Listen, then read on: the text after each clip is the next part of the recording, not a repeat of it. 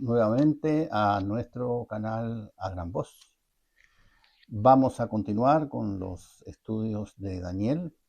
Hoy vamos a ver la segunda parte, pero antes de comenzar quiero invitarlos a tener una palabra de oración. Padre nuestro que estás en los cielos, santificado sea tu nombre. En esta hora, Padre, queremos agradecerte por el privilegio que nos concedes de abrir tu palabra, aprender más de ti. Pedimos, Señor, que bendigas este momento, que bendigas a cada uno de los oyentes que nos están siguiendo y permite, Señor, que podamos juntos crecer espiritualmente, aprender más de ti y poner en práctica este conocimiento en nuestras vidas. Te lo pedimos, te lo agradecemos por Jesús nuestro Señor. Amén. Como les decía, vamos a continuar con la segunda parte del capítulo 1 de Daniel. Y habíamos visto en la introducción que la intervención de Nabucodonosor en Jerusalén no fue algo fortuito, no fue algo improvisado, sino que era parte del plan de Dios. Ahora, ustedes pueden preguntarse cómo es que Dios permite que alguien que no es del pueblo de Dios intervenga en los planes de Dios. Bueno, ustedes fíjense que allí en Jeremías, capítulo 25, versículo 9, Dios le llama a Nabucodonosor mi siervo. Y ahí nosotros podemos entender que a pesar de que Nabucodonosor era un pagano, Dios lo utiliza para llamar la atención a su pueblo. Lo utiliza para cumplir un plan. Quiere decir entonces que si bien nos utiliza a nosotros como parte de su pueblo, como parte del pueblo de Dios, puede utilizar también a las personas que no son de Dios, pero que siguen la justicia, que aplican justicia en su vida. Así que ahora quiero, antes de comenzar a hablar un tema nuevo acerca de Daniel, quiero hacer un breve repaso de todas las advertencias que el Señor le hizo a su pueblo para que su pueblo dejara de pecar, dejara de irse en pos de dioses ajenos y no prestar atención al verdadero Dios, a la ley de Dios, a la palabra de Dios. Y entonces vamos a ver una línea de tiempo de todas las advertencias que el Señor le fue haciendo a Israel antes de que interviniera Nabucodonosor. Nabucodonosor intervino porque el pueblo de Dios rechazó el llamado de Dios. Si el pueblo de Dios hubiera hecho caso a las advertencias, seguro que Nabucodonosor se quedaría en Babilonia y Israel seguiría prosperando como lo estaba haciendo, guiado por Dios y dirigido por Dios. Entonces vamos a ver la línea de tiempo. Quiero que presten atención al cuadro que vamos a ver a continuación para que vean todas las advertencias que el Señor les hizo por anticipado a su pueblo y su pueblo no escuchó. Comencemos, por ejemplo, allá en el año 740 al 700 antes de Cristo. Viene siendo la profecía temprana de Isaías. Eso se encuentra en Isaías capítulo 39 del versículo 5 al 7, donde Isaías advierte que los bienes del rey y sus descendientes serán llevados a Babilonia. La siguiente advertencia la encontramos en el año 640 al 609 a.C., el reinado de Josías, el último rey justo. Esto lo podemos encontrar en Segunda de Reyes, del capítulo 21 al capítulo 23. Allí hay una reforma religiosa, pero el juicio ya era inminente por los pecados pasados, especialmente los pecados cometidos por Manasés. Luego vamos al 627 a.C., donde comienza el ministerio profético del profeta Jeremías. Y esto lo encontramos en Jeremías capítulo 1, del versículo 1 al 3. Dios llama a Jeremías para advertir al pueblo sobre el juicio venidero. Luego seguimos con el año 605 a.C., donde allí hay una profecía clara contra Judá y donde Dios usa a Babilonia.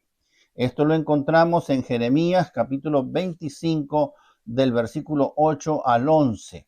Jeremías declara que Nabucodonosor destruirá a Judá y que el cautiverio durará 70 años. Dicho de paso, en este año se produce la deportación a Babilonia, que viene siendo la primera deportación a Babilonia, y esto lo encontramos en el mismo libro de Daniel que estamos estudiando, del versículo capítulo 1, versículo 1 y 2, donde Nabucodonosor toma cautivo a nobles de Judá, incluido Daniel y sus 3 amigos.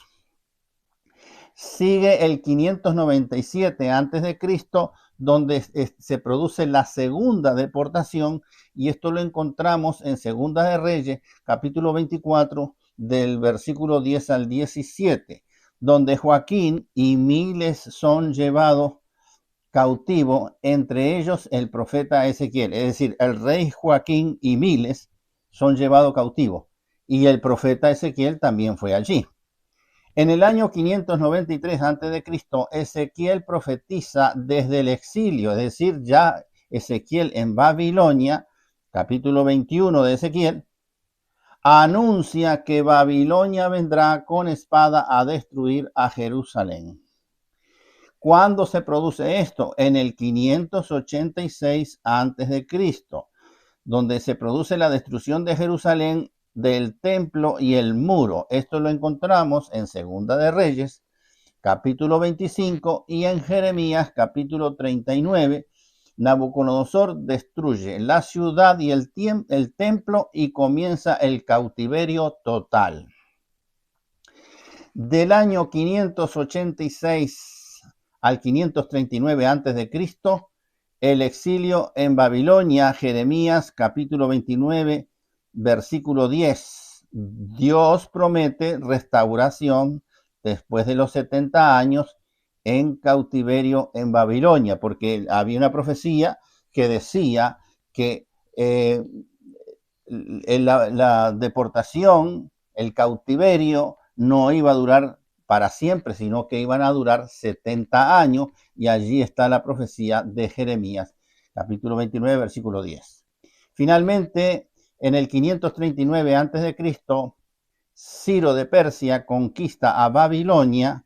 Eso lo encontramos en Esdras, capítulo 1, del versículo 1 al 4, y allí es donde se cumple la profecía de los 70 años y comienza entonces el regreso a Jerusalén de los exiliados. Dice, a pesar de las advertencias que el pueblo recibió de parte de Dios, el pueblo siguió en su idolatría, siguió en su rebelión. Los profetas como Jeremías, Isaías, Ezequiel son claves para entender el mensaje de Dios antes del cautiverio y después del cautiverio. Vayamos entonces por un momento, vamos a analizar un poquito aquí del profeta Ezequiel. Ezequiel capítulo 8, ustedes van a encontrar todas las abominaciones que el pueblo de Dios estaba haciendo en contra de Dios, pero en el capítulo 9 nosotros vamos a encontrar allí 6 hombres armados con armas destructoras, y vamos a leer un texto, por ejemplo, Ezequiel capítulo 9, versículo 3, donde el profeta ve también un varón vestido de lino que tenía a su cintura el tintero de escribano. Es decir, que aparte de que Ezequiel ve a hombres con armas destructoras, ve también a un hombre vestido de lino, a un varón vestido de lino. Y este varón vestido de lino recibe la orden de Dios, como según se explica en estos próximos 2 versículos que vamos a leer. Ustedes tienen la oportunidad después de leer todo el capítulo 9, que es corto, para entender bien el mensaje de Dios en este punto. Ezequiel capítulo 9, versículos 4 y 5, la cual es la orden que le da a ese hombre vestido de lino. Pasa por el medio de la ciudad, por el medio de Jerusalén, y ponle una señal en la frente a los hombres que gimen y que claman a causa de todas las abominaciones que se hacen en medio de ella. Y a los otros dijo: pasad por la ciudad en pos de él y matad, no perdone vuestro ojo ni tengáis misericordia. Y entonces ahora vamos a ver un resumen de más o menos de que abarcaría todo el capítulo de Ezequiel, capítulo 9, donde vamos a analizar los puntos más importantes. Por ejemplo, Ezequiel 9, la visión del aquí hay una visión de juicio. Aunque fíjese, hay un detalle que quiero aclarar. No dice Babilonia, no dice Nabucodonosor en ningún momento, pero está implícito que el juicio de Dios cayó sobre su pueblo. Dios llama a 6 varones, ejecutores del juicio, con armas destructoras, para castigar a la ciudad. Entre ellos hay un varón vestido de lino y que lleva un tintero de escribano, y la orden de Dios es que ponga un sello, una marca, una señal sobre los justos, es decir, sobre aquellas personas del pueblo que gimen y claman, ¿ve? Por todas las abominaciones que se están cometiendo en el pueblo de Dios. Entonces, estas abominaciones cometidas en el templo, por justamente parte del pueblo de Dios, pero hay dentro del pueblo de Dios hay gente que sigue a Dios, que sigue con su ley, cumpliendo su palabra, haciendo su voluntad. Y por lo tanto, estos justos, Dios manda a que se le ponga una señal clara en la frente. Y entonces, a la hora de ejecutar el juicio de Dios, estas personas que están señaladas por Dios, que tienen la señal, entonces no van a sufrir la muerte. Y el juicio comenzó por el templo.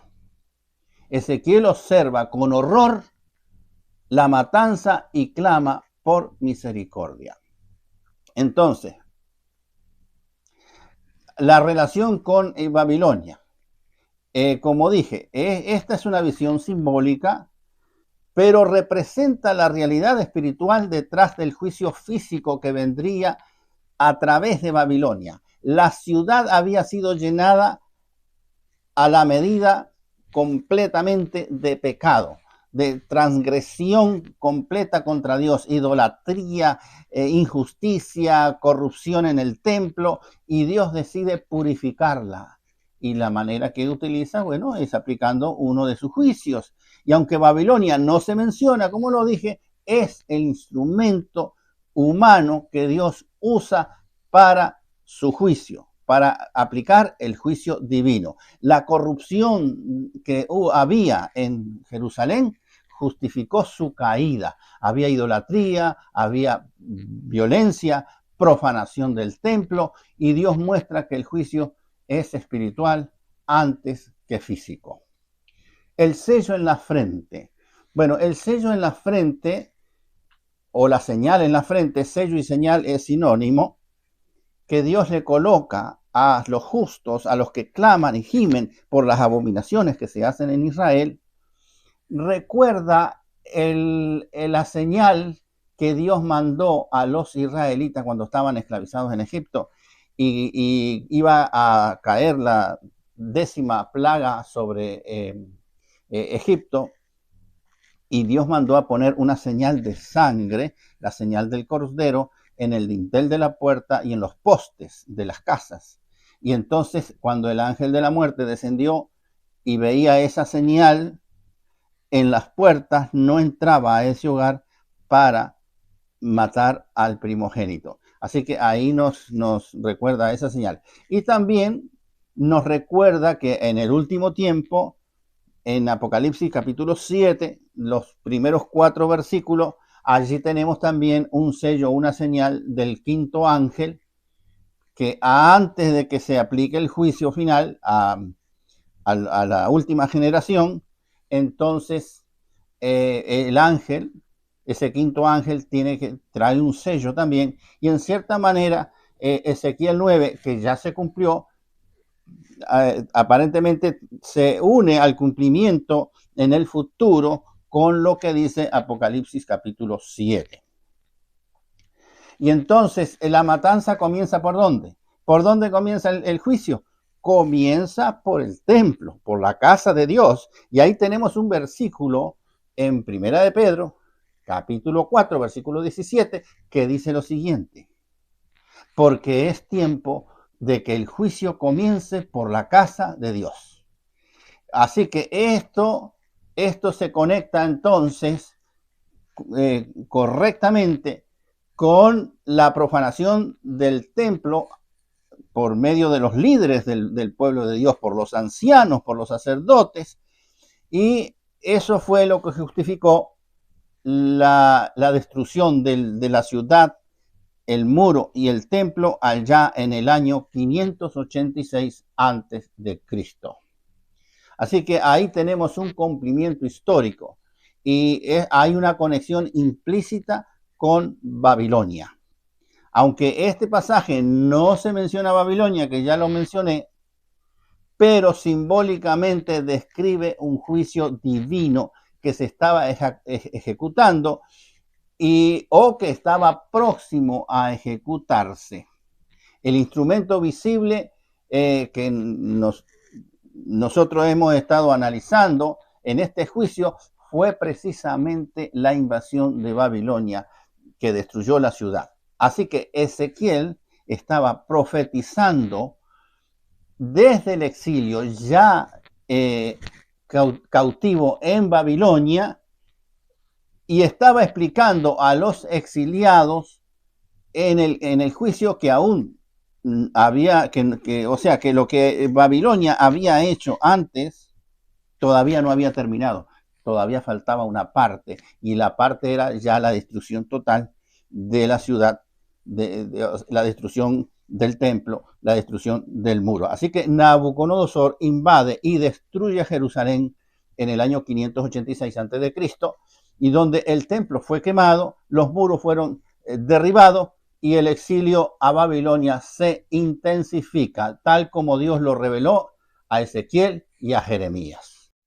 En el libro de Daniel vamos a encontrar acontecimientos que sucedieron, o que, mejor dicho, comenzaron a suceder en el tiempo en que Daniel estaba viviendo en Babilonia.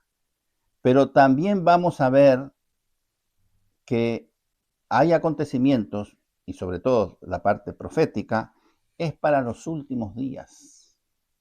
Y entonces vamos a encontrar que hay una parte del libro de Daniel que Dios le manda a que esa parte sea sellada, sea cerrada, que la comprensión de esa parte no era para el tiempo de Daniel, no era para el tiempo de los apóstoles de Cristo, sino que era para el final de los tiempos que nosotros hoy estamos viviendo. ¿Dónde encontramos nosotros esa orden de Dios? En el versículo de Daniel, capítulo 12, versículo 4. Allí está la orden de Dios de que sella el libro, porque estas cosas no es para este tiempo, es para el tiempo del fin. Y nosotros ahora estamos viviendo el tiempo del fin. Por lo tanto, para nosotros es crucial, es de suma importancia entender todos los detalles de este libro, porque es para nosotros el mensaje de Daniel que hay allí. Y vamos a aclarar aquí un versículo muy, muy importante que se encuentra en Amós capítulo 3, versículo 7, que dice lo siguiente: porque no hará nada Yahvé el Señor sin que revele sus secretos a sus siervos, los profetas. Este texto aclara y deja bien contundente de que Dios jamás hará algo en secreto. Hay muchos cristianos que proclaman que Dios actúa en secreto. Y eso es estar hablando mal de Dios, porque estamos haciendo a Dios como que está mintiendo. No, Dios no hace nada sin que antes revele sus secretos a sus siervos, los profetas. Y Daniel fue llamado justamente para recibir de Dios las revelaciones de Dios y que Daniel diera a conocer a su pueblo las cosas que iban a suceder, y no solo en el tiempo de Daniel, sino hasta el tiempo del fin, tiempo en el cual nosotros estamos viviendo. Así que en cada historia y en cada profecía de este libro vamos a ver el mensaje divino, y eso hace que fortalezca nuestra fe, que nosotros depositemos mayor confianza en nuestro Dios. ¿Por qué? Porque Dios le revela una serie de acontecimientos 600 años antes que Cristo nazca, y resulta que la historia corrobora todas aquellas revelaciones que Dios le hizo a Daniel en aquel tiempo. Incluso la ascensión del Mesías, el ungimiento del Mesías, su vida pública y su muerte en la cruz. Todo eso está allí en el libro de Daniel, pero va más allá porque llega hasta el tiempo del fin. Le da una serie de sucesiones de reinos que iban a acontecer a partir del reino de Babilonia, y eso históricamente lo podemos corroborar, no solo con lo que Dios dice en la palabra de Dios, sino con la misma historia que corrobora que lo que Dios ha dicho se ha cumplido. Hay una parte que todavía no se ha cumplido, pero si gran parte de lo que Dios reveló se ha cumplido, ¿por qué nosotros vamos a poner en duda que lo que falta por cumplirse no se va a cumplir tal cual como Dios lo estableció? Sino todo lo contrario, vamos a estar con la fe firme, con toda la confianza de que lo que falta por cumplirse se va a cumplir. Por eso es muy importante nosotros analizar y estudiar la profecía. Y no lo digo yo, lo dice el mismo Dios en su palabra. Vamos a ver allí un versículo que se encuentra en Proverbios capítulo 29, versículo 18, que dice lo siguiente: sin profecía el pueblo se desenfrena. Y vamos a leer otro versículo que se encuentra en Primera de Tesalonicenses capítulo 5, versículo 20, que dice lo siguiente. El Señor hace un llamado aquí, nos está instando y dice: no menospreciéis la profecía. Y eso es lo que estamos intentando nosotros en estos momentos, de hablar acerca de la profecía, de dar a conocer lo que Dios ha dejado, ha legado a nosotros, a su pueblo, para que nosotros nos preparemos, sobre todo los acontecimientos futuros que están por suceder en este mundo, y en particularmente el mayor de los acontecimientos, que es la segunda venida de Cristo en majestad y gloria, porque también está revelada en el libro de Daniel. Así que, hermanos y hermanas, si nosotros rechazamos el mensaje de la palabra de Dios, rechazamos el mensaje profético, nos quedamos sin guía, sin camino en nuestra vida espiritual, sin orientación. Y el Señor lo dice claramente. Allí en capítulo 15 de Juan, versículo 5, la última parte dice claramente: porque separados de mí, nada podéis hacer. Así que Dios utiliza la profecía para señalarnos el camino que nosotros debemos seguir, para que podamos confiar totalmente en Él, en lo que concierne a nuestra vida presente y a nuestra vida futura. Ahora estamos viviendo en el tiempo del fin. Este es el tiempo del fin.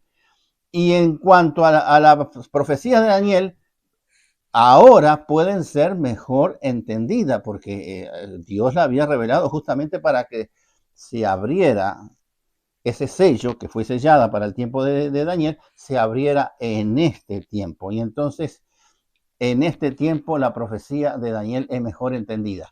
Y una de las razones es que nosotros podemos seguir la historia hasta este momento de que todo lo revelado por Dios se ha cumplido en forma precisa y contundente. Así que en la medida que nosotros avancemos en los próximos capítulos, iremos comprobando cómo Dios cuida de sus hijos a pesar de las situaciones adversas que el pueblo de Dios vive en este mundo. Desde el inicio del libro vamos en marcha al gran conflicto vemos en marcha el gran conflicto entre el bien y el mal. Es decir, el bien liderado por el Señor Jesucristo y el mal liderado por Satanás. Entonces vemos aquí una lucha entre el culto pagano y la verdadera adoración al verdadero Dios. Desde el primer texto del capítulo 1 del libro se destacan dos ciudades.